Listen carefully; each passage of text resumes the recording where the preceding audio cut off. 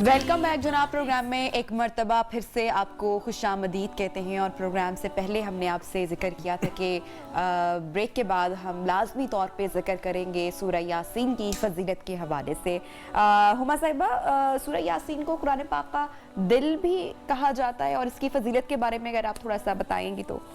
जी, ये जो आपने भी बात की है, वैसे तो पूरा कुरान, अभी जैसे हम लोग ब्रेक में गुफ्तगू कर रहे थे कि वैसे तो पूरा कुरान ही परवरदिगार आलम ने एज ए शिफा किया है, मगर जब हम अहादीस की रोशनी पे गुफ्तगू करते हैं या सहाबा कराम या आइम्मा अतहार की गुफ्तगू से देखते हैं, तो चंद मखसूस सूरतें हैं कि जिनकी अफादियत इतनी ज़्यादा बयान की गई होती है कि लगता है कि अगर हम इसको अपनी ज़िंदगियों में शामिल करेंगे तो बस मतलब परवरदिगार से हमारा राब्ता जो है वो जुड़ना यकीनी हो जाएगा। उनमें से एक सूरह यासीन है, और जैसा कि अभी आप बात कर रहे हैं कि मतलब सूरह यासीन को कुरान का दिल कहा जाता है। दलाइल पे गुफ्तगू मेरे भाई करेंगे, लेकिन थोड़ा सा अफादियत के हवाले से मैं बात कर लूँ कि सूरह यासीन को अगर आप देखिए तो परवरदिगार आलम ने हर मुश्किल की आसानी के लिए सूरह यासीन को रखा हुआ है।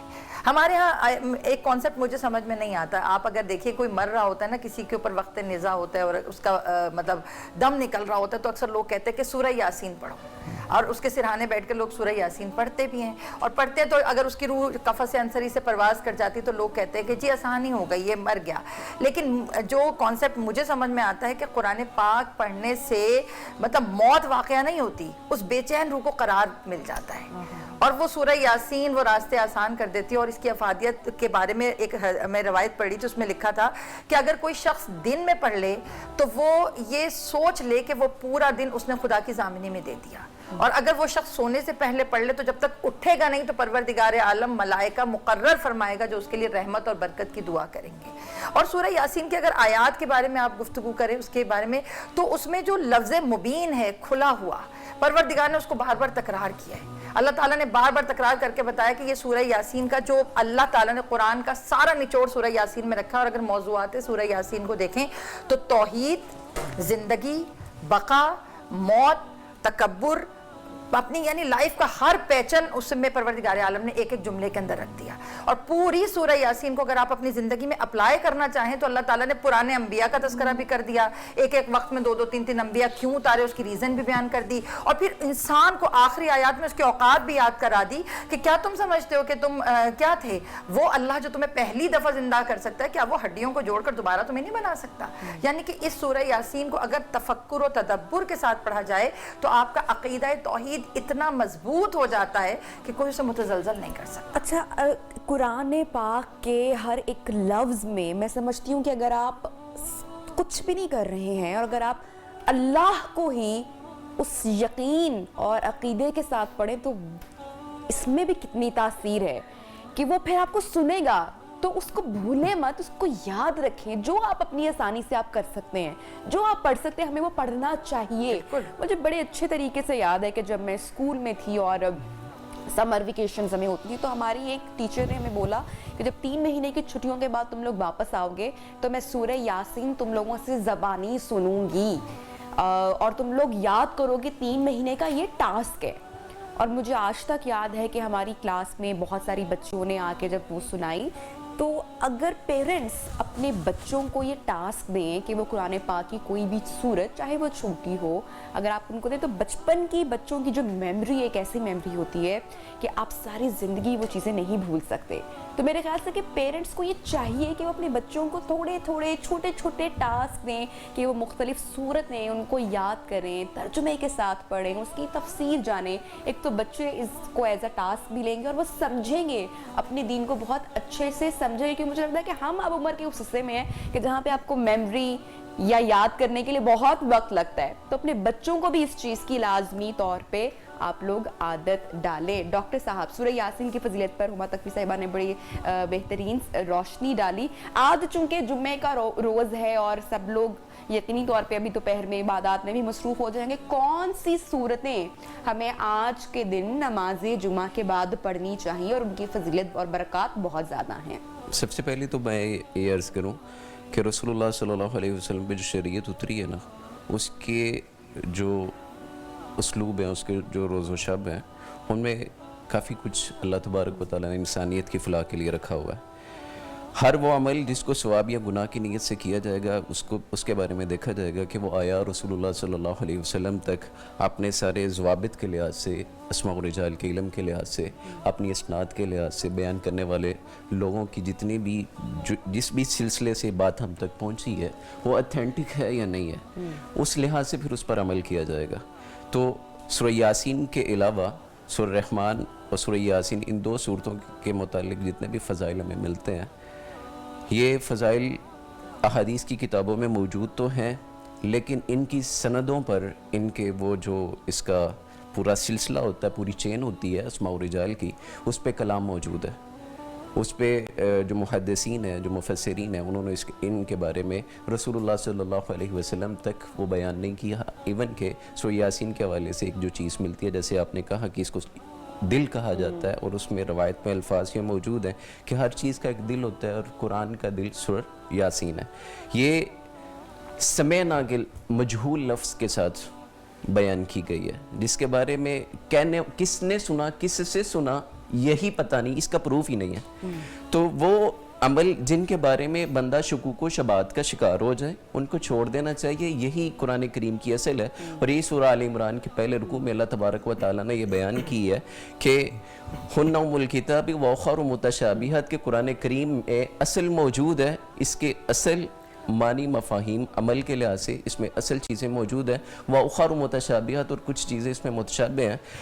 وَأَمَّا الَّذِينَ آمَنُوا فِي قُلُوبِهِمْ زَيْغٌ فَأَمَّا الَّذِينَ فِي قُلُوبِهِمْ زَيْغٌ فَيَتَّبِعُونَ مَا تَشَابَهَ، جن کے دلوں میں ٹیڑھا پن ہوتا ہے وہ مشابہ کنٹروورشل چیزوں کی طرف بھاگتے ہیں، اور جن کے دلوں میں علم راسخ ہوتا ہے، جو مستند علماء ہوتے ہیں، جن کے پاس اتھینٹک علم موجود ہوتا ہے، وَالرَّاسِخُونَ فِي الْعِلْمِ يَقُولُونَ آمَنَّا بِهِ، وہ اس بحث میں نہیں پڑتا، وہ کہتے ہیں یہ اللہ کی طرف سے ہے، ہم اس پہ ایمان لے کے آتے ہیں، یہ اللہ کی طرف سے نازل کردہ چیز ہے، کل من عند ربنا، ہر چیز اللہ نے نازل کیا ہمارے لیے۔ اور جو دوسرا سوال آپ نے کیا ہے، لیکن ہم سورہ یاسین کی افادیت سے انکار تو نہیں کر سکتے، قرآن کی پوری افادیت موجود ہے جو علماء نے، صحابہ کرام نے بیان فرمائی ہے، جی جی، تو سورہ یاسین کو ایک علیحدہ سے مقام تو دیا ہے نا علماء۔ میں نے آج صبح کراچی، ہمارے ایک دوست ہیں دیوبند، مکتبہ فکر سے تعلق رکھتے ہیں، میں نے اس حوالے سے ان سے بھی بات کی، ایسے ہی میں پڑھ رہا تھا تو گفتگو ہوئی ان کے ساتھ، وہ مجھے یہ کہنے لگے کہ اس کی جو سند ہے، اس کا جو سلسلہ ہے سند کا، اس میں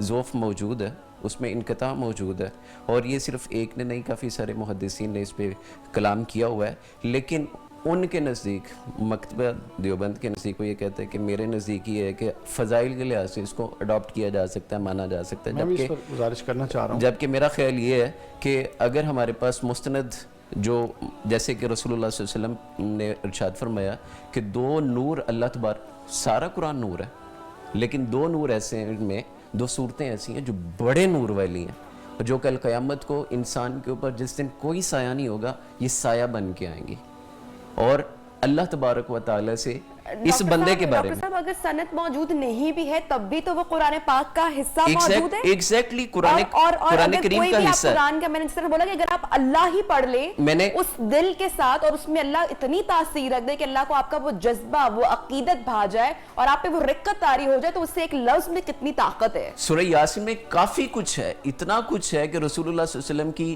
تعریفات سے شروع ہو رہی ہے یہ سورت، اور اتنا کچھ ہے انسان کے سمجھنے اور سیکھنے کے لیے جس سے کوئی شخص انکار کر ہی نہیں سکتا۔ لیکن میں گزارش اس میں نقطہ جو بیان کرنے جا رہا ہوں وہ یہ ہے کہ کسی بھی عمل کو جب آپ مخصوص کریں گے، ریلیٹ کرتے ہیں رسول اللہ کی ذات سے، وہ نہیں ملتا تو ہمیں پھر اسے چھوڑنا ہے۔ جی میں عرض کر دیتا ہوں، یہاں پر ایک اصول کو سمجھنے کی ضرورت ہے۔ وہ اصول یہ ہے کہ علامہ صاحب کی یہ بات ٹھیک ہے کہ اس میں کچھ روایات، سورہ یاسین کی بہت ساری روایات ہیں، اس روایات ایسی ہیں جو اس طور پہ درجہ صحیح میں نہیں ہیں، لیکن ایک بات اور ایک اصول، متفقہ اصول سمجھنے کی ضرورت ہے، اور وہ اصول سے یہ بھی اتفاق کریں گے۔ وہ اصول یہ ہے کہ ہمیں یہ جو احادیث کے درجے ہیں نا، یہ روایات کے درجے ہیں، صحیح لذات ہی، پھر صحیح لغیر ہی، پھر حسن لذات ہی لغیر ہی، پھر اس کے بعد ضعیف، اور باقی آگے سارے چیز۔ اب یہ ایک بات ذہن میں رکھ لیں کہ حدیث ضعیف نہیں ہوتی، بلکہ جو روات ہوتے ہیں، راوی ہوتے ہیں، ان کے جو درجے ہوتے ہیں، ان پر جو ائمہ جرح و تعدیل نے کلام کیا ہوتا ہے، ان پر جو اعتراض کیے ہوئے ہیں، مثلا اگر ایک حدیث میں 12 روات ہیں تو کسی ایک کے پھر ہر راوی کے آگے خصوصیات ہیں کہ اس پر حافظہ کیسا ہے، اس کا تحمل کیسا تھا، اس سے کبھی کوئی کذب تو ثابت نہیں ہے، ایک پوری فہرست ہے۔ تو اگر اس فہرست میں ایک حصہ بھی کمزور تھا تو چونکہ ہمارے پاس اتنی مضبوط سند ہے، اتنے مضبوط، یہی تو اسلام کا اصل حسن ہے، ایک کوالٹی میں بھی ایک راوی کمزور تھا تو حدیث درجے میں اپنے اس درجے سے نیچے آ جائے گی۔ اب سنیے، اصل یہ ہے کہ راوی ضعیف ہوتے ہیں، ایک بات۔ دوسری بات یہ ہے کہ جو صحیح حدیث ہے جس کی سند متصل ہونی ضروری ہے، وہ صرف ریکوائرڈ ہے اوامر و نواہی کے لیے۔ فرض کہاں ثابت ہوتا ہے کہ یہ کرنا ہی کرنا ہے، اس کے لیے لازمی ہے بغیر کسی سکم کے روایت براہ راست اللہ کے رسول سے ثابت ہو۔ میں اس اور پہ میں گزارش پوری کر لوں، پھر یہ کہ کس سے منع کرنا ہے، یہ حرام ہے، درجہ حرمت میں منع ہے، اور یہ کریں گے تو عذاب اور وعید ہوگی۔ لیکن میرے خیال سے یہ جو ساری گفتگو آپ لوگوں نے کی، اس میں سے کچھ باتیں مجھے سمجھ میں آئی اور میں نے بالکل انڈرسٹینڈ کیا لاجک، لیکن میں یہ کہنا چاہ رہی ہوں کہ یہ جو ساری گفتگو تھی یہ اسکالرز کی گفتگو تھی، ایک عام بندہ اس کو عام میں وہی گزارش کرنے جا رہا تھا، دل پڑھ کے یا کچھ بھی سمجھ کے پڑھ لے میرے خیال سے اور تاثیر مل جائے تو اللہ کو شاید اس کی یہی ادا ہمارے لوگ بڑے مطلب یہ سمجھدار بھی ہیں۔ اسکالرز گفتگو تھی اور آئی ریلی انجوائڈ دیٹ، لیکن آپ اللہ کا کلام میرے خیال سے ایگزیکٹلی میں اس میں صرف یہی، پڑھیں۔ میرا مقدمہ بھی صرف یہی تھا، ڈاکٹر صاحب ایک پورے سیکنڈ، ہونے میرا مقدمہ بھی یہ اس میں بہت صرف یہی، ٹیکنیکل گفتگو چونکہ ہو گئی تو میرا مقدمہ بھی اس میں صرف یہی تھا کہ اس کے جو فضائل بیان کیے جا رہے ہیں ویسے ان کو سائڈ پہ رکھ کے ویسے قرآن کریم کی تلاوت کی جائے، اس کا جو اجر ہے، اس کا جو ثواب ہے، اس کا جو حسن ہے، لیکن اس سے آغاز آپ لطف دیکھیں، اندوز میں ہو۔ یہ عرض بات کر رہا آپ تھا، ٹھیک ہے، میں یہ عرض کر رہا تھا کہ اس کو سامنے رکھ کے بھی کیا جائے، کیونکہ یہ فضائل کے باب میں حدیث ضعیف آپ نے قبول ہے۔ کہا سند ضعیف ہے، جب سند ضعیف ہوگی تو جو، یا آپ نے فضائل کے باب سوری میں کہا قبول ہے۔ راوی ضعیف ہے، جب راوی ضعیف ہو گیا تو راوی کی کئی بات ٹھیک کیسے ہوگی؟ نہیں، ایک بندہ جھوٹا ثابت ہو گیا، کذاب ثابت ہو گیا، مجھول ثابت ہو گیا، سر حدیث ضعیف میں سر مجھول بھی ثابت ہو گیا ایک بندہ، میرے پاس وہ ساری بات موجود ہے۔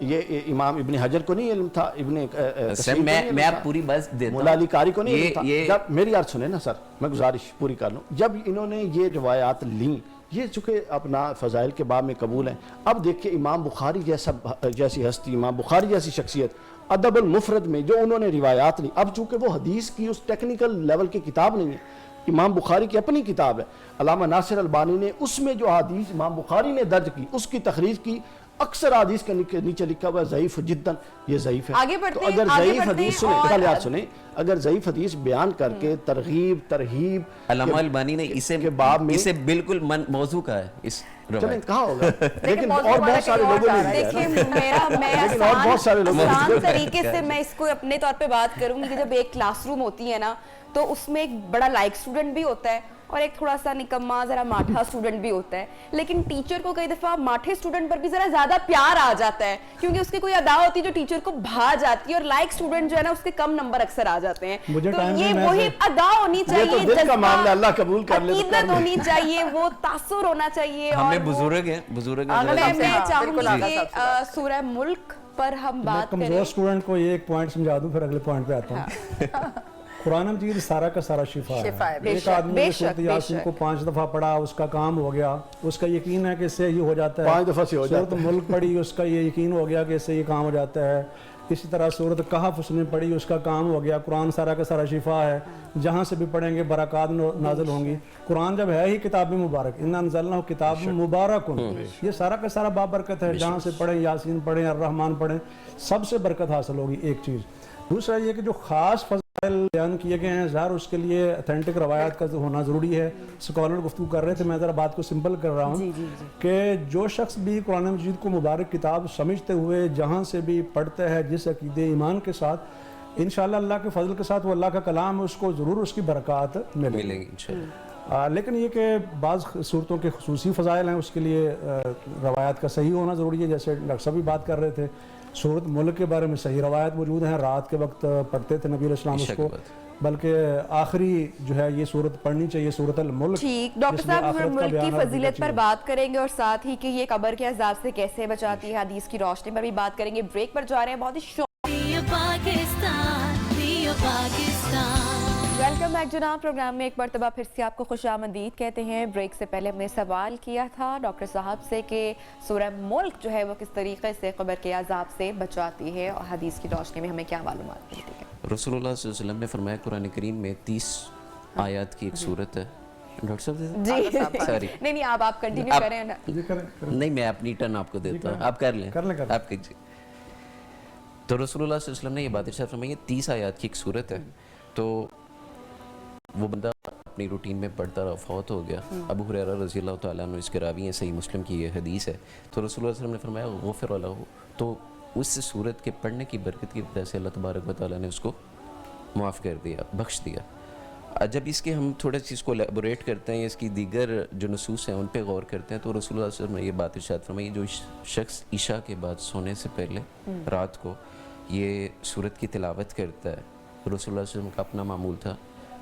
اور ایک روایت میں سورۃ سجدہ بھی ساتھ میں ہے، حامیم سجدہ جو 22ویں پارے میں، سوری 21ویں میں غلطی لگ گئی، تو اس میں ہے. تو اس میں ایک سجدہ بھی آتا ہے، جمعہ والے دن فجر کی نماز میں پڑھی جاتی ہے. تو یہ دو صورتیں رسول اللہ صلی اللہ علیہ وسلم کا معمول تھا عشاء کے بعد پڑھنے کا. تو ان کے بارے میں یہ ہے کہ عذاب قبر سے محفوظ کرتی ہے. جب اللہ نہ کرے بندہ گناہوں پہ گیا، رسول اللہ صلی اللہ علیہ وسلم نے فرمایا کہ قبر سب سے پہلے دباتی ہے بندے کو. اس سے ان سب لوگوں کا بھی انکار ہوتا ہے جو عقل پرست ہیں، جو کہتے ہیں قبر کا عذاب اس کے منکر ہیں، کہتے ہیں ہوتا ہی نہیں. تو اس نص میں موجود ہے عذاب قبر، اس کا تذکرہ. تو اگر سر کی طرف سے اس کے اوپر کوئی سختی، کوئی قبر کے اندر کوئی معاملہ ہونے والا ہے تو یہ سر کی طرف چلی جاتی ہے، اور اگر پاؤں کی طرف ہو تو یہ پاؤں کی طرف آ جاتی ہے، دائیں بائیں جس سائڈ سے بھی ہو تو یہ اس کو ایک کور مہیا کرتی ہے اللہ کے حکم سے، اللہ کی مرضی سے. یہ تب ہوتا ہے جب اس کا عمل قبول ہو گیا ہو. تو ہمیں کچھ اعمال اپنی زندگی میں ایسے لازمی رکھنے چاہیے جن کا اللہ کے علاوہ گواہ بھی کوئی نہ ہو، اور اللہ کے علاوہ ہمارا تعلق اس معاملے میں کسی اور کے ساتھ ہونا بھی نہیں چاہیے. تو رسول اللہ صلی اللہ علیہ وسلم نے یہ بات ارشاد فرمائی ہے کہ اپنے اعمال کی قبولیت کے لیے ایک دعا ربنا تقبل منا، جب عمل نیک کر لیں، حضرت ابراہیم علیہ السلام کا بھی یہی اسوہ ہے کہ عمل نیک کر لیں تو اس کے بعد اللہ سے دعا کریں اللہ میری ایفرٹ، میری کوشش، میری بساط، میری جرت اتنی کو تھی، میں انہیں جوگا تھا، میں اتنا کر سکتا تھا، اللہ میں نے کر لیا، اس میں کمی کوتاہی کجی نیت کا ٹیڑھا پن، اللہ جو کچھ بھی ہے اللہ وہ سارا معاف کر دے اور اس کو قبول کر. سورہ ملک، ڈاکٹر صاحب میں آپ سے جاننا چاہوں گی کہ جن کے والدین جہان فانی سے رخصت کر گئے ہیں، کیا ان کی اولاد جو ہے وہ ان کی بخشش کے لیے یا عذاب قبر سے بچنے کے لیے ان کے لیے یہ پڑھ سکتی ہے اور دعا مغفرت کی مانگ سکتی ہے؟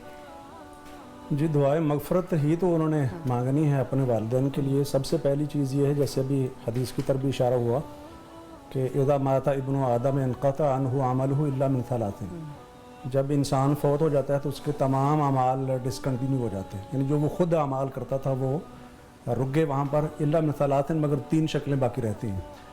ان میں سے ایک چیز جو ابھی آپ نے اشارہ کیا وہ والد صالح یدعو لہ، کہ اس کی نیک اولاد جو اس کے لیے دعا مانگے، یا صدقہ جاریہ ہے، یا علم ینتفع بہ، یا نفع بخش علم ہے، یعنی کسی کو قرآن پڑھایا ہے وہ آگے پڑھا رہا ہے، وہ آگے پڑھا رہا ہے.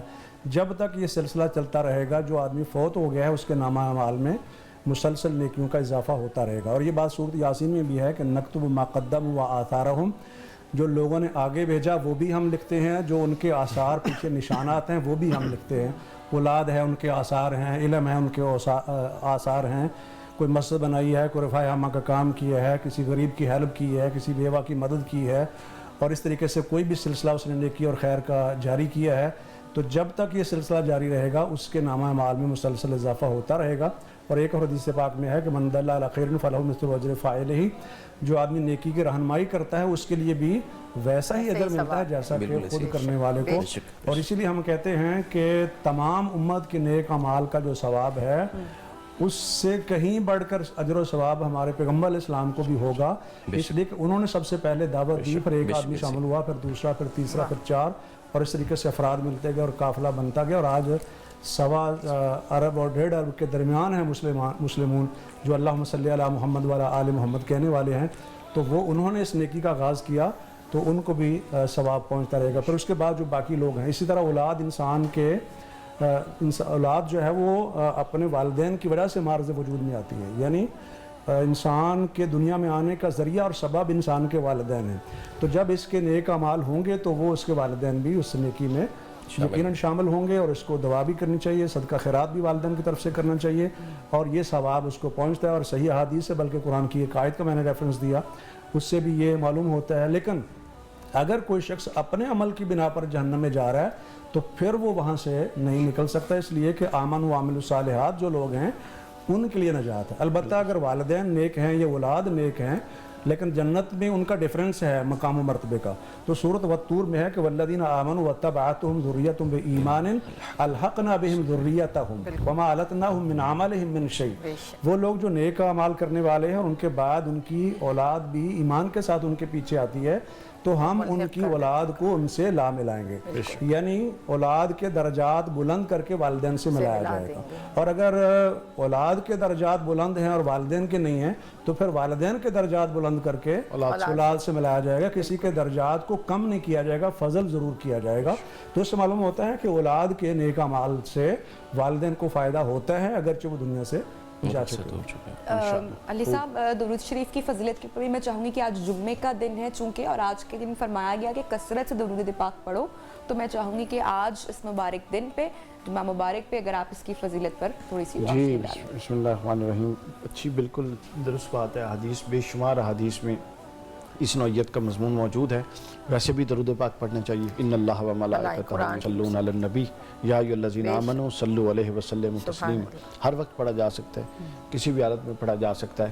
اس کے لیے کوئی خاص حیت, کوئی خاص کیفیت, کوئی کسی خاص بھی حالت میں صورت پڑھا جا سکتا ہے. اکثر ہم کہتے ہیں سر پہ دوپٹہ یا وضو لو, وضو کے بغیر آپ نہیں پڑھ سکتے. ایک چیز یہ ہے کہ ادب کے معاملات ہیں, وضو کر کے پڑھ لیں تو بہت اچھی بات ہے. سر پہ دوپٹہ لیں, ادب کا معاملہ بے شک پڑھیں, لیکن آپ اس کے لیے کوئی حیت خاص کرنا نہیں, پھر یوں کھڑے ہو کے فلاں اس طریقے سے نہیں پڑھتا, یہ کوئی طریقہ نہیں ہے. جس کا جس طریقے سے ذوق طبیعت گوارا کرے, جس کو سکون ہے وہ اس طریقے سے پڑھے, لیکن یہ پڑھنا چاہیے. دوسری بات یہ ہے کہ جمعے کے لیے پھر اس کی مزید حدیث میں ہے کہ حضور نبی اکرم صلی اللہ علیہ وسلم نے فرمایا کہ بے شک جمعے کے دن درود پاک پڑھا کرو, کثرت سے پڑھا کرو, وہ مجھ تک پہنچایا جاتا ہے.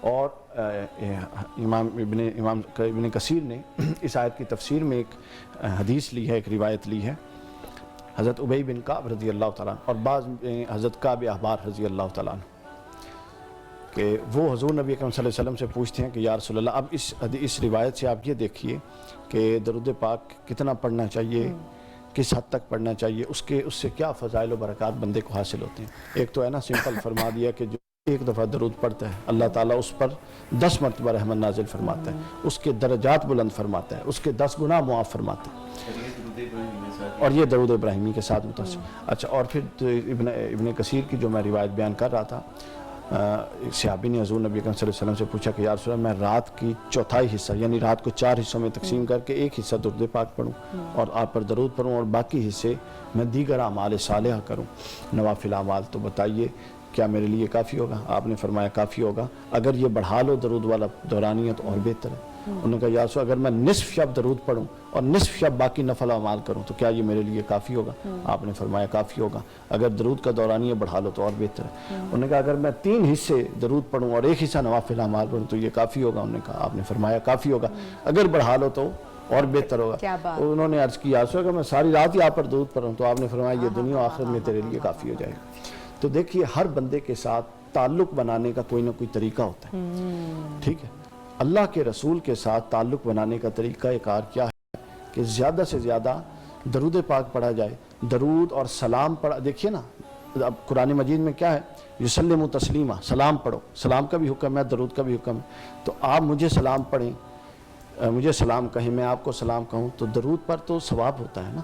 تو سلام کر تو یہ طریقہ کار ہے کہ ہم ایک دوسرے کو جواب بھی دیتے ہیں. اب اللہ جانے صوفیاء کرام فرماتے ہیں کہ جب حضور کی بارگاہ میں حالت حضوری میں سلام پڑھا جاتا ہے, درود پڑھا جاتا ہے, تو حضور علیہ السلام کی بارگاہ سے جواب بھی عطا ہوتا ہے. ہماری استطاعت اور ہماری روحوں کا تحمل یہ نہیں ہے کہ ہم وہ سن سکتے ہیں. میں چاہوں گی, میں چونکہ بریک پہ جانا ہے, جمعے کے روز کی بات ہوئی اور آج کے دن, آج کے اس مبارک دن پر درود پاک کی فضیلت پر بات کی.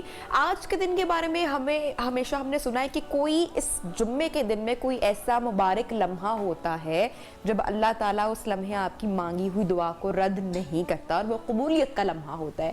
کیا کہیں سے ہمیں کسی حدیث سے ہمیں اشارہ ملتا ہے کہ وہ لمحہ کون سا ہو سکتا ہے, کس نماز کے بعد کا ہو سکتا ہے؟ اس میں اصل میں بہت ساری روایات ہیں اور ان سب کو اگر ہم جمع کرتے ہیں تو اس سے نتیجہ یہ نکلتا ہے کہ اس گھڑی کو مخفی رکھا گیا ہے. جیسے لیلۃ القدر کو مخفی رکھا گیا, اور ایسی کئی چیزیں ہیں جس میں ایک چیز پوشیدہ رکھی گئی ہے تاکہ بندے زیادہ سے زیادہ اس نیت کے ساتھ عمل کریں اور اس گھڑی کو پانے کے لیے زیادہ سے زیادہ محنت کریں ताकि वो ज़्यादा से ज़्यादा अल्लाह ताला की रहमतों को समेट सकें। तो वो जुमे के दौरान भी हो सकती है, जुमे के खुतबे के बाद भी हो सकती है, खुतबे और नमाज के दौरान भी हो सकती है, असर के वक्त भी हो सकती है, मुख्तलिफ रवायात उसमें हैं। तो इस ज़्यादातर रवायत ये हैं कि जुमे के वक्त से लेकर मगरब तक, और बाज़ रवायत में असर का जिक्र मिलता है, इन औक़ात में एहतमाम के साथ उस घड़ी को तलाश करना चाहिए कि उसमें वो जो भी दुआ मांगेगा वो कबूल होगी। लेकिन उसके लिए एक बुनियादी चीज़ ये है कि कोई और हर्डल ना हो। मतलब एक आदमी का रिज़्क हलाल नहीं है तो वो जिस घड़ी में भी दुआ करेगा उसकी दुआ तो कबूल नहीं होगी ना, या कोई और रुकावट है उसके लिए दुआ की कबूलियत में, जैसे बंदिश की बात करते हैं लोग। तो अगर और रुकावटें हैं तो उससे तो उसको फ़ायदा नहीं होगा। लेकिन अगर बाकी रुकावटें नहीं हैं तो फिर इन मुबारक औकात में अगर वो दुआ करेगा तो वो उसकी कबूल और होगी। बाज़ जगहों पर यह भी कहीं इशारा मौजूद है कि जो 2 खुतबात होते हैं जुमे के 2 खुतबे, अब पहले और दूसरे खुतबे के दरमियान जो मुख्तसर दौरानी है, वक्फा जो दिया जाता है, बाज़ लोग कहते हैं कि उसकी तरफ जी, इशारा है। वो मैंने ये इशारा किया ना कि असल तो मख्फी है ना, असल खुतबों के दरमियान में भी हो सकती है, तो दौरान में भी हो सकती है, दरमियान में भी हो सकती है। तो वो चीज़ उसमें मौजूद है दुआ के वाले से। ठीक है, सूरह कहफ के बारे में भी मैं जानना चाहूँगी कि आज के दिन कहा गया कि सूरह कहफ जो है वो भी कसरत से जुम्मे के दिन पढ़ो, लेकिन चूंकि ये सूरत की आयात ज़्यादा है, लंबी सूरत है, तो क्या मुख्तसर करके या चंद आयात पढ़ के भी सवाब मिल सकता है? अगर वक्त की कमी हो किसी शख्स के पास, पहले तो कोशिश करनी चाहिए कि आप वक्त निकाल के आप पूरी सूरत पढ़ सके। देखिए, सूरत अल कहफ को ये नहीं कहा गया कसरत से पढ़ें, ये कहा गया कि सूरत अल कहफ पढ़ें जुमे के दिन पढ़ें। और जो शख्स जुमे के दिन सूरत अल कहफ पढ़ता है तो अगले जुमे तक, यानी इस जुमे से लेकर अगले जुमे तक अल्लाह ताला उसको एक नूर फराहम करते हैं, एक रोशनी उसको अता फरमाते हैं। तो बाकी ज़ार उसको डिवाइड करके पढ़ सकते हैं कि 2 रुकू पहले पढ़ लिए, कुछ बाकी बाद में पढ़ लिए, लेकिन एक बार उसका पढ़ना ये असल में हदीस के अंदर मौजूद है। अच्छा, इस पर डिटेल पर बात भी करेंगे। जिस नूर का आपने जिक्र किया कि वो एक जुम्मे से अगले जुम्मे के तौर पर एज अ गिफ्ट अल्लाह ताला अगर अपने बंदे को फराहम करते हैं तो फिर उसकी बरकत से क्या होता है, और सूरह कहफ क्या कहती है, इसका तर्जुमा क्या है, इससे हमें हासिल क्या होता है, इस पर बात करेंगे। एक शॉर्ट ब्रेक लेते हैं, आप कहीं मत जाइए। Welcome back. प्रोग्राम में एक मरतबा फिर से आपको खुशामदीद कहते हैं। और ब्रेक से पहले सूरह कहफ की बात हो रही थी, बात मुकम्मल नहीं हो सकी, ब्रेक पर जाना पड़ गया। हुमा साहिबा, मैं चाहूँगी अगर आप थोड़ा सा इसके ऊपर मज़ीद गुफ्तगू करें। बिल्कुल, सूरह कहफ मतलब एक तो मिड ऑफ कुरान, वस्त कुरान उसको तस्वुर किया जाता है, और जब आप दरमियान में आते हैं कुरान के तो सूरह कहफ का एक लफ्ज़ जो है उसको बहुत हाईलाइट करके किया जाता है कि और नरमी से बात करो, यानी कि पूरे इंसान के जो ज़िंदगी का एक निचोड़ है वो सूरह कहफ के एक जुमले में परवरदिगार आलम आपसे कहता है कि सारी इबादतें, सारा तकवा एक तरफ, लेकिन तुम्हारा जो हम्बलनेस है, तुम्हारे किरदार की जो नरमी है वो एक तरफ है। और जो अफादियत के भी, जैसे आगा साहब कह रहे थे कि रोज़े जुमा पढ़ना जो है उसका सूरह कहफ का बहुत ज़्यादा इफेक्टिव है। तो जुमे के दिन, वैसे जुमा क्योंकि कहा गया, जुमे की इतनी अहादीस की उससे रवायत से बयान किया गया जुमे की अफादियत, तो उसमें कुरान को शामिल करने के लिए कुछ खास चीदा सूरतों का तस्करा बार बार कर दिया गया, जिसमें सूरह कहफ है, इवन सूरह जुमा है। सूरह जुमा का रोज़े जुमा पढ़ना भी जो है वो भी रवायात में आया है कि कोशिश करो कि सूरह जुमा भी पढ़ो, ताकि जो सूरह जुमा पढ़ता है तो क़यामत के दिन ये सूरा गवाह बनकर मुजस्सम सूरत में तुम्हारे सामने आएगा कि हाँ ये कारी था मेरा और इसने खुद को कुरान से मुंसलिक रखा। और जो सूरह कहफ है इससे ज़ाहिरी और बातनी तहारत परवरदिगार आलम अता करता है। कहते हैं कि ला मुहाला है कि कोई कारी सूरह कहफ हो और अंदर से ताहिर ना हो, उसको परवरदिगार बातनी तहारत अता ना करे। और एक रवायत के मुताबिक मतलब हमारी फ़िक़ा के मुताबिक, हमारी रवायात के मुताबिक ये है कि जब इमाम हुसैन अलैहिस्सलाम ने मतलब नोके सिना पर कुरान की तिलावत की थी तो उन्होंने भी सूरह कहफ की चंद आयात की तिलावत की थी, जिससे उन्होंने हक़ानियत इलाहिया का बोलबाला किया था कि देखो खुदा मरने के बाद भी अगर किसी को ज़िंदा रखना चाहे तो मरने के बाद शहीद को ज़िंदगी कैसे देता है। तो सूरह कहफ का ये भी एक इजाज़ है। अच्छा, चलते फिरते जिस तरह आज जुम्मे का रोज़ है या हम अपने रोज़मर्रा चने ज़िंदगी की बात करते हैं, अली वक़ार साहब, हम कुछ वज़ाइफ कर सकते हैं, पढ़ सकते हैं? पहले आपने अदब की बात की, दरूद शरीफ का बड़ा ज़बरदस्त आपने उसके बारे में बताया कि अदब होना लाजमी है, लेकिन अगर आप सर पे दुपट्टा लें, वज़ू लें तो उसका और सवाब है, क्योंकि हर चीज़ का कोई डिसिप्लिन होना चाहिए। लेकिन जिस तरह ख़वातीन घर में रूटीन में कामकाज भी हो रहा है लेकिन दिल में अल्लाह का तस्करा भी चल रहा है, तो क्या कुछ ऐसे वज़ाइफ किए जा सकते हैं जो मामूल में किए जाए, मामूल में उसका तस्करा किया जाए? جی بالکل اجازت ہے، لیکن میں اس سے پہلے ایک بات ایڈ کر دوں سورہ کہف کے حوالے سے. صحیح بخاری کی کتاب و تفسیر میں اس حوالے سے حدیث پاک ہے، ایک روایت ہے کہ سورہ کہف کی پہلی 10 آیات حضور علیہ السلام نے فرمایا جو یاد کرے گا اللہ تعالیٰ اس کو فتنہ دجال سے محفوظ رکھے. اگر وہ اس کو پا لیتا ہے، اس کی زندگی میں آتا ہے، تو وہ مامون اور محفوظ رہے گا اور اہل حق کے ساتھ رہے گا. جو سورہ کہف کی پہلی 10 آیات، اور پھر جس طرح پہلے حضرت صاحب فرما بھی چکے ہیں کہ قیامت کے دن جو سورہ کہف کو معمول سے تلاوت کرنے والا بندہ ہوگا، اس کو وہ جب میدان محشر میں چلے گا تو اس کے ساتھ ساتھ ایک نور چلے گا، تو بعد میں اس کو بتایا جائے گا یہ نور سورہ کہف ہے جو تو دنیا میں تلاوت کیا کرتا. اور اس طرح کی کچھ صورتوں کے بارے میں حدیث صحیحہ موجود ہیں، جس طرح سورہ ملک جس سے پہلے ہم کر رہے تھے، تو حدیث مبارکہ میں ہے کہ یہ صورت بندے کی شفاعت کرے گی، اور یہ وہ صورت ہوگی جو بندے کی بخشش کے لیے اللہ کے حضور جھگڑے گی کہ باری تعالیٰ یہ تو مجھے پڑھا کرتا تھا، تو اس پر فضل فرما اور اس کی مغفرت فرما. پہلا حصہ یہ ہوگا. دوسرے حصے پر آ جاتے ہیں. دیکھیے جمعے کے دن ہر وقت ہی اللہ کا ذکر کرنا چاہیے. جمعے کا دن چونکہ دنوں کا سردار ہے اور یوم العید ہے مسلمانوں کے لیے، تو اس دن اور اہتمام کے ساتھ اللہ کا ذکر کرنا چاہیے. آپ ذکر کیا ہے؟ آپ اللہ تعالیٰ کے اسماء کرام اللہ تعالیٰ اللہ کہتے رہیں، اللہ کا ذکر کسی بھی اسماء گرامی میں اللہ کا ذکر کرتے رہیں. آپ درود پاک پڑھتے رہیں، آپ آیت کریمہ یا رحمان یا رحیم یا کریم کی ہم نے کچھ بھی کہتے رہیں، بہت زیادہ اس کے بارے میں ہم نے بہت فضیلت اس کی سنی. جو شخص دن رات یہی پڑھتا رہتا ہے اس کے بارے میں بھی اگر آپ بتائیں. بالکل، جو اللہ تعالیٰ کے تمام نام ہی اللہ کے ہیں، تمام ہی خوبصورت نام ہیں، اس کو سارے نام پسند ہے. جس نام سے اس کو یاد کریں، جو آپ کو ذوق دے اس نام سے اللہ کو پکاریں. درود پاک میں ذوق آئے وہ پڑھیں. کوئی قرآن مجید کی چاند ایک آیت الکرسی ہے، جس طرح وہ آیت کریمہ ہے وہ پڑھیں. یعنی یہ جو چیزیں بالکل صحیح اسناد سے ثابت ہیں، آپ جس طرح آپ کا ذوق ہو دیکھیے. لیکن جب آپ قرآن مجید پہ آتے ہیں تو اس میں آپ کو پھر خواتین کے حوالے سے آپ کو کچھ چیزوں کا لحاظ رکھنا ہوتا ہے کہ آپ کو پاکی کے ایام میں، پاکی کے دنوں میں یہ چیزیں پڑھنی ہوتی ہیں. ٹھیک، درود پاک اور بالخصوص جو آیات قرآنیہ ہیں. اس کے علاوہ جو اللہ تعالیٰ کے اسماء ہیں، اللہ تعالیٰ کا ذکر ہے، وہ آپ کسی بھی وقت کسی بھی حالت میں پڑھائی تو میرے خیال سے کی جا سکتی ہے. ہاں، قرآن کو ہاتھ لگانے سے متعلق تو ہم نے سنا. ہما صاحبہ اس پر آپ کیا رائے رکھتی ہیں؟ اگر آپ اللہ کا ذکر کرنا چاہ رہے ہیں تو کیا آپ ان دنوں میں خواتین کیا اللہ کا کلام نہیں پڑھ سکتی ہیں؟ دیکھیے اس میں یہ ہے کہ اس کو آیات کو آپ نے چھونا نہیں ہے. حاشیے جو لگے ہوئے ہیں، آپ سائڈ پہ جو پیجز ہیں آپ وہاں تک تو اس تک دسترس رکھ سکتے ہیں. آپ ہاتھ میں کوئی پین یا کوئی کاغذ یا کوئی چیز لے کر آپ قرآن کی آیتوں کو اس کے ساتھ تلاوت کر سکتے ہیں. مطلب زبان سے پڑھنا ممانعت نہیں ہے، کیونکہ یہ تو اللہ تعالیٰ نے ایک فطری عمل ہے جو کہ ہر ایک کے ساتھ منسلک ہے. تو اس دوران کیسے ممکن ہے کہ پروردگار ٹوٹلی ان ایام میں آپ کو عبادت سے دور کر دے؟ یہ تو نہیں ہو سکتا. تو عبادت تو آپ نے کرنی ہے، لیکن ہاں جو اس کے پروٹوکولز ہیں اس پہ آپ ڈینائی نہیں کر سکتے، اس پہ کمپرومائز نہیں کر سکتے. وضو آپ کریں گے، لیکن وضو کی اصلیت، اس کی احسنیت وہ نہیں ہوگی جو ایک پاکی کی حالت میں ہوتی. وضو آپ کریں جس سے آپ کی نجاست کم ہو جاتی ہے، اور اس سے پھر آپ ذکر الہی کر سکتے ہیں. ذکر الہی کریے، قرآن پاک پڑھیے. ہاں ایک تاکید ضرور ہے کہ وہ واجب سجدوں والی جو صورتیں آیات ہیں ان سے تھوڑا سا پرہیز کر لیا جائے. وہ بھی حرام نہیں ہے، مکروہ ہیں. اور بہت سے مکروہ کام آپ سارا دن کرتے رہتے ہیں، کھڑے ہو کے کنگھی کرنا، رات میں آئینہ دیکھنا، مطلب یہ وہ کام ہے جو کہ مکروہات میں آتے ہیں. تو وہ آپ کر رہے ہیں تو چے جائے کہ اس کو ہم مکروہ گردان کے قرآن سے بالکل قطع تعلق ہی کر لیں. اس سے بہتر یہ کہ ہم پڑھ کر اس کا ثواب حاصل کر سکتے ہیں. دعا مانگتے رہیں یا کچھ نہ کچھ ذکر اس کا نبی صلی اللہ علیہ وسلم کا اسوہ ہمارے لیے موجود ہے. حدیث پاک میں آتا ہے کان النبی صلی اللہ علیہ وسلم یذکر اللہ علی کل احیان. ہاں، صحیح بخاری میں کتاب الحیض کے اندر یہ روایت موجود ہے کہ نبی علیہ السلام ہر حالت میں اللہ کو یاد کرتے تھے، ہر حالت میں اللہ کا ذکر کرتے تھے. بلکہ ایک صحابی سے آپ نے فرمایا لا یزال لسانک رطبا من ذکر اللہ، آپ کی زبان اللہ کے ذکر سے تر رہنی چاہیے. یعنی ہر وقت آپ اللہ کا ذکر کرتے رہیں. سبحان اللہ ہے، الحمدللہ ہے، لا الہ الا اللہ ہے، اللہ اکبر ہے، یا حی یا قیوم ہے، یا حی یا قیوم برحمتک نستغیث ہے، لا حول ولا قوت الا باللہ عرش کے خزانوں میں سے ہے.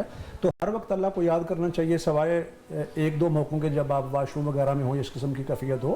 باقی کسی وقت بھی کسی بھی حالت میں مجید کا متن بھی پڑھا جا سکتا ہے. جی، زبانی تلاوت ہو سکتی ہے اندر، مطلب قلبی تلاوت آپ کر سکتے ہیں. اچھا، کچھ آدھا رزق کے لیے میں چاہوں گی کہ اکثر ہم اگر اس حوالے سے کوئی صورت آپ پڑھ سکیں، آپ وظیفہ کر سکیں، کوئی وظائف اگر آپ بتانا چاہیں. اس میں کوئی 30 کے قریب چیزیں ہیں جو رزق کی کشادگی کے لیے قرآن و حدیث میں بیان ہوئی ہیں. میں اس میں رائے آج کے پروگرام میں دے جاتا ہوں کہ اگر آپ مستقل اس پر ایک پروگرام رکھیں تو بڑا مفید ہوگا سامعین کے لیے، ناظرین کے لیے. उसमें पहली चीज़ तो ये कुरान ने कहा कि अगर लोग किताब पर ईमान लाते तो अल्लाह उनके लिए आसमान व ज़मीन से बरक़ात खोल देता। फिर कुरान ने ये कहा कि अगर लोग तकवा इख्तियार करते, अल्लाह की नाफरमानी से बचते, तो अल्लाह ताला उनको ज़मीन व आसमान से रिज़्क़ अता फरमाते। फिर ये भी कहा गया कि जो शख्स अल्लाह पर भरोसा कर ले, अल्लाह उसके लिए काफ़ी हो जाता है। फिर हदीस पाक में ये भी है कि अगर तुम अल्लाह पर ऐसे भरोसा कर लो जैसे करने का हक़ है, तो अल्लाह तुम्हें वैसे रिज़्क़ देगा जैसे परिंदों को देता है। सुबह खाली पेट जाते हैं और शाम को पेट भर के वापस आते हैं। और इस तरह एक हदीस में आता है कि जो शख्स ये चाहे कि उसके रिज़्क़ में इजाफ़ा हो और उसकी उम्र में बरकत हो, फल यसिल रहीमा, उसको चाहिए कि वो सिला रहमी करे, रिश्तेदारों से उसने सलूक करे, उनके हकूक़ को पूरा करे, उनकी देखभाल करे, उनके साथ रिश्ते नातों को जोड़ कर रखे, और जो भी उसके ज़िम्मे रिश्तों के हवाले से आयद होता है उसको वो पूरा करेगा, तो अल्लाह ताला उसकी उम्र में भी बरकत अता फरमाएंगे और उसके रिज़्क़ में भी इजाफ़ा फरमाएंगे। डॉक्टर साहब, प्रोग्राम का हमारा वक्त भी ख़त्म होने वाला है। मैं प्रोग्राम के इख्तिताम पे चाहूँगी कि आप सबसे बात भी कर सकूँ अगर शॉर्टली। तौबा इस्तग़फ़ार, आज का दिन मुबारक दिन, हम बार बार बात करें, बहुत सारी सूरतों का हमने जिक्र किया, बहुत सारे जिक्र अज़कार का हमने जिक्र किया। प्रोग्राम के इख्तिताम पे मैं चाहूँगी कि तौबा इस्तग़फ़ार के बारे में भी अगर थोड़ी सी हम लोग बात कर सकें तो बेहतरीन होगा। अक्सर लोग चलते फिरते भी इस्तग़फ़ार करते रहते हैं, तस्बीह करते रहते हैं, सही तरीका क्या है?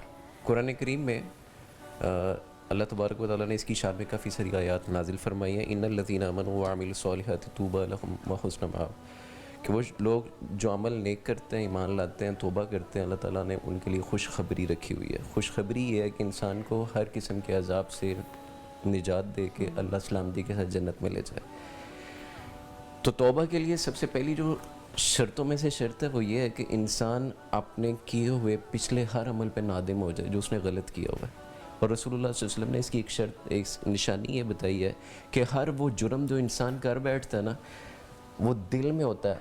हाका माफी सा तरीका उसके बारे में कहा कि वो जो तेरे दिल में खटकता है ना, कि लोग इससे मुतला ना हो जाएं, उन्हें पता ना चले कि तूने ये काम किया, ये बात कही, ये अमल किया, जो भी है, जिस तरह का भी है, जिसके बारे में दिल में डर आ गया वो गुनाह है, उसके ऊपर तौबा करनी है।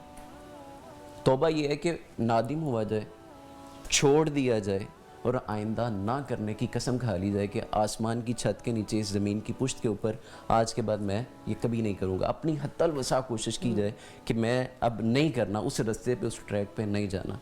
ये तौबा की शराइत में से एक शराइत है। और फिर उसके बाद उस तरफ माइल भी ना हुआ जाए, उस रास्ते को छोड़ दिया जाए। जैसे कि वो एक बंदे का वाक़या मिलता है, वो एक 99 कत्ल किए हुए थे, एक बंदे के पास गया और वो जाहिल था, उसने उसे कहा कि तेरी तौबा तो हो ही नहीं सकती। जबकि अल्लाह कहता है कि इंसान को जब मौत का फरिश्ता नज़र आता है या जब सूरज मगरिब से तुलू होगा तब तक उसके लिए मैंने मोहलत रखी हुई है, तब तक उसको माफ़ कर दूँगा। तो उसको पता नहीं था, उसने उसे मिसगाइड किया, उसे गुस्सा आया, उसने कहा अगर मैं नहीं जाना तू यहाँ क्या कर रहा है, उसने उसको भी कत्ल कर दिया। उसके बाद वो अच्छे आलिम के पास गया और इस यहाँ से हमें ये बात भी मिलती है कि हमारे मसाइल जिस तरह के भी हों, अथेंटिक रासिखुल इल्म लोगों के पास जाके हमें अपने मसाइल डिस्कस करने चाहिए। जैसे हम कोएक से मेडिसिन नहीं लेते, इस तरह हमें कोएक लोगों से, आलिमों से, जाहिलों से हमें इल्म भी नहीं लेना चाहिए। तो उसके बारे में ये है कि उसने उसे कहा कि तू ये इलाका छोड़ दे, ताकि तू यहाँ पे नहीं रहेगा, तू माइल नहीं होगा, तुझे गुस्सा नहीं आएगा, तुझे मामलात इस तरह के नहीं फेस करने पड़ेंगे, तू नेक लोगों की सोबत में चला जा। तो वो रास्ते में फौत हो गया तो अल्लाह तबारक व तआला ने सबब बनाया, लंबी हदीस है, तो सबब बनाया और उसको बख्श दिया, माफ़ कर दिया। तो तौबा जब तक इंसान का मौत का वक्त नहीं आता या जब तक सूरज मगरिब से तुलू नहीं होता तब तक मौजूद है। इसके लिए जैसे पहले गुफ्तगू में चल रहा था कि हराम छोड़ना भी शर्त है, क्योंकि वो दुआओं की कबूलियत में रुकावट बन जाता है।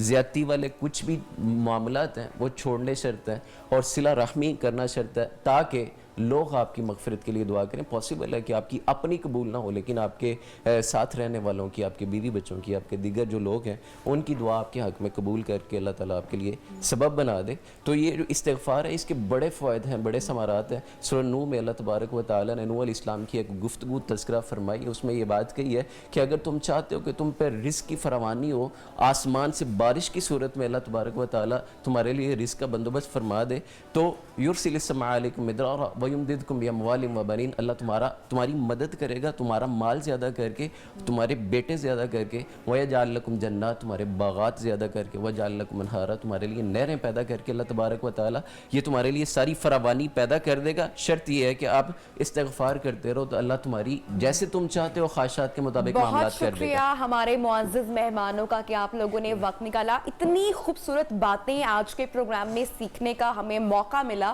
اگر ایک بھی بات میرے خیال سے وہ آسان لینگویج میں پلے اگر پڑ جائے تو آپ راہ راست پہ بھی چڑھ سکتے ہیں. ہما صاحبہ نے بڑی پیاری بات کی سورہ کہف کی کہ اس میں جو پورا نچوڑ اگر ہمیں ملتا ہے جو انسانیت کے لیے کہ اپنے جو رویے ہیں, اپنی جو زبان ہے, اس میں نرمی اختیار کرو. اور حرام والی بات کہ جب شخص نے حرام کھا لی اس کی تو پھر دعا بھی نہیں سنی جائے گی. تو یہ کتنی چیزیں کنیکٹڈ ہیں آپس میں, اگر آپ سوچیں, غور کریں, تو میرے خیال سے کہ اسی میں سمجھنے کے لیے بہت ساری چیزیں ہمارے سامنے موجود ہیں. اپنا بہت سارا خیال رکھیے گا, جمعے کی نماز میں, اپنی دعاؤں میں ہمیں بھی یاد رکھیے گا. انشاءاللہ پیر کو ہوگی آپ سے ملاقات. اللہ حافظ.